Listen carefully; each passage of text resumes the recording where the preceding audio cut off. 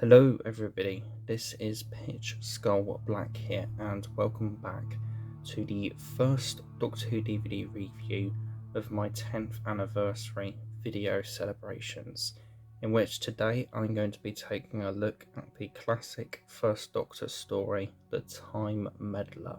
So for the cover of this original DVD release, we have BBC DVD, Doctor Who, The Time Meddler, the William Hartnell years 1963 till 66, PG DVD video, and so then for the main cover art itself, we have the village present in the story in the background, with a Viking ship on the right there, the TARDIS, the meddling monk himself, and then the First Doctor inspecting the Viking helmet from episode 1.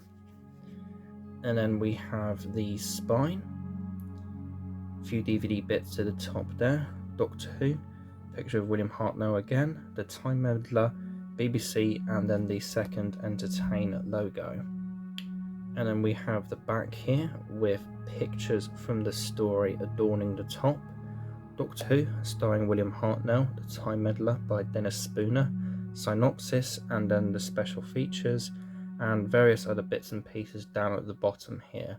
The story was originally broadcast on BBC One between 3rd to the 24th of July 1965. Produced by Verity Lambert, directed by Douglas Camfield, and contains digitally remastered black and white footage. The runtime for this story is 100 minutes and PG.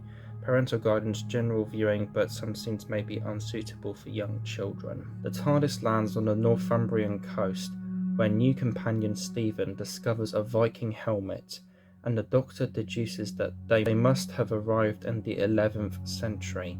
Stephen remains skeptical, especially when he and Vicky encounter what appears to be a Saxon hunter with a modern wristwatch. Investigating a nearby monastery, the Doctor discovers further anachronisms. Who is the mysterious monk observing the time traveller's every move, and why is he so interested in the outcome of the Battle of Hastings? And there you have a list for the special features in this original DVD release. Then for the interior, we have the single disc of this DVD release, and then the little pamphlet booklet for it here, with BBC DVD Doctor Who, The Time Meddler, the William Hartnell years 1963 to 66, a picture of the monk, and a bit about the story here. And then we've got Who the commentary features, and other bits and pieces about the special features in this DVD release. And then there we've got the chapter points for the story with more pictures from it at the top there. Let us say that you're at the start. You may have seen clips but haven't sat down and watched a full episode of 1960s Doctor Who, or one of its stories for that matter. For this scenario, I would ultimately recommend the Daleks and the Tomb of the Cybermen as starting points. The former of these two does drag in the last few episodes, but ultimately the first 4 are so strong for me to still recommend it as an entry point. If you're interested in this incarnation of the program but want to look into the animations as well, I would go for the 10th planet, then check out the Power of the Daleks special edition soon after if happy with the results. These are probably the 4 best stories to start with in my opinion. However, if you're interested in branching out and looking at the more conceptual and ambitious side of monochrome Doctor Who, then I feel that The Enemy of the World and The Time Meddler would fit this bill.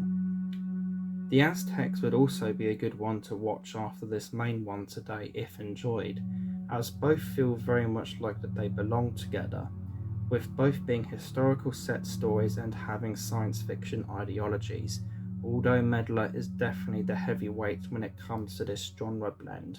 Not to mention that there is also a parallel moment where the Doctor is enjoying a drink whenever talking to a female.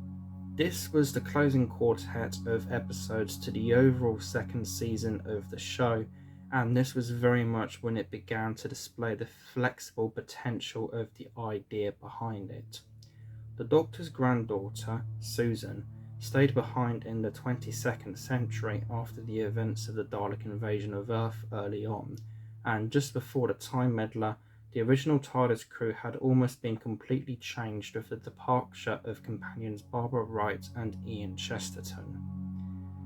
This story to me feels like a culmination of everything that the First Doctor had been through this series, with it being very much like a character piece for him. The actor chemistry within this adventure is simply magical between William Hartnell, Maureen O'Brien and Peter Purves, and there are so many wonderful moments between the three within. The first on-screen version of the Time Lord truly has some great moments here, whether it be talking to Vicky about how she'll miss Ian and Barbara, the iconic moment involving, quote-unquote, a space helmet for a cow, not to mention his interactions with the meddling monk as played by Peter Butterworth. I also love the scene in the first episode where he uses his intellect to figure out when and where the TARDIS has landed now. And it was also either during this one or a similar instance where he makes a potential blink and you'll miss it to the previous historical adventure, The Crusade. The monk is a great character in this story, whom we would see later on in the next season with the Daleks' master plan. Butterworth and Hartnell appear to have gotten along great within this story. I love all of the deceptions that the monk creates and how he makes it look like they are a help to the Saxon natives of this time on Earth. A highlight of this later point being when he gives a wounded person penicillin and then says it's a type of herb whenever he realises that it's a medicine from the future. The way that he and William Hartnell's portrayal are written here is extremely skillful, in that you can tell that they have met at some point in the past and that the Doctor knows what trouble the monk can bring. This ultimately is a brilliant character dynamic, with the main villain of this story being a Time Lord also, particularly at this point of the show, as we never had much in the way of knowledge of other members of our main protagonist's race. I can only imagine what the audience reactions were to the cliffhanger of episode 3 on broadcast. The main companions of this story are also very well penned and delivered by Maureen O'Brien and Peter Purves. How Stephen ends up on the TARDIS and in turn his first appearance within this story shows the sympathetic and caring side to the First Doctor as well, with it being noticeable that he was very accepting of what led to Taylor making their way onto the time machine.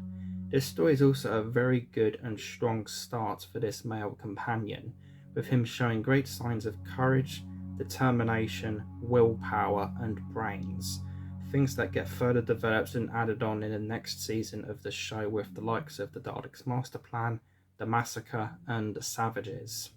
One could see that the overall plot is quite simple by modern standards of Doctor Who in terms of accounting for everything that has come out in terms of what could be considered a story for the franchise, but the ideas of it really do shine through and are executed very well with the skillful writing of Dennis Spooner, not to mention that this is an early effort of direction from Douglas Camfield, who had become a fairly famous director for Whovians, having worked on the likes of The Invasion and Inferno a bit later on. The production values throughout are once again very strong, despite a fairly average fight scene partway through.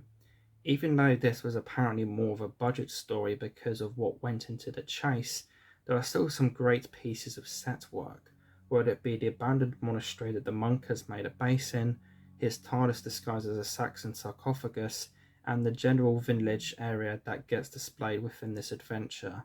There's also a nice nod back to the ending of episode 6 of the Reign of Terror, in which the faces of the TARDIS crew are overlaid a galaxy before transitioning into the end credits of episode 4.